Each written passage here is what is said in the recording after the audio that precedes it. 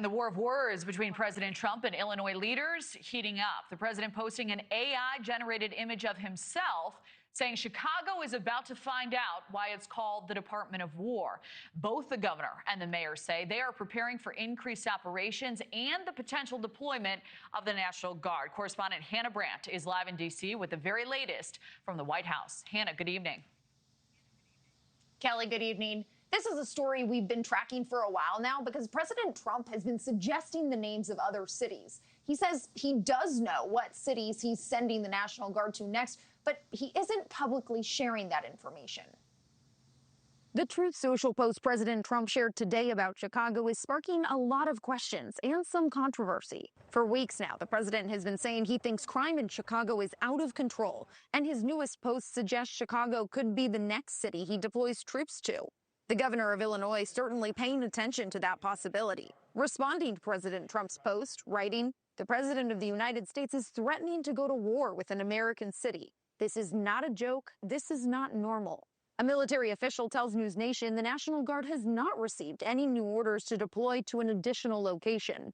But a source says the Army is extending its military orders for the National Guard troops currently in D.C. They were originally only supposed to be deployed in the capital city for 30 days, but will now stay in D.C. on active duty through November 30th.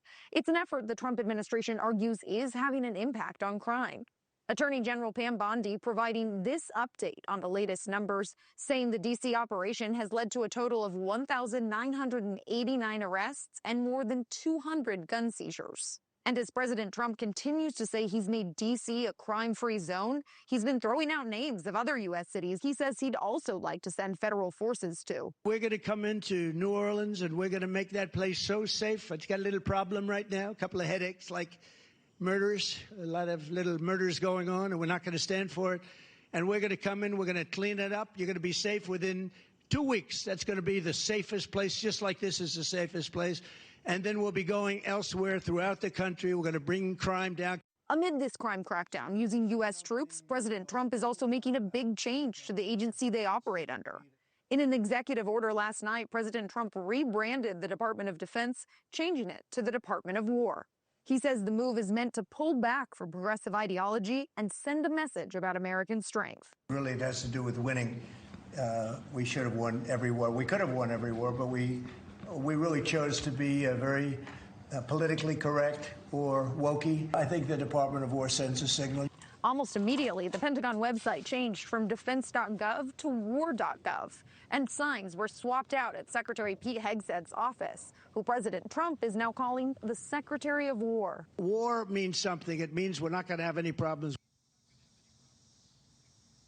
A permanent name change for the department will still require an act of Congress. Some lawmakers closely aligned with President Trump have already proposed legislation to do just that. Kelly? Yeah, we'll stay tuned on this one. All right, Hannah Brandt, thank you. Thank you for watching. Subscribe below and download our NewsNation app right now on your phone, and you will get fact-based, unbiased news for all Americans.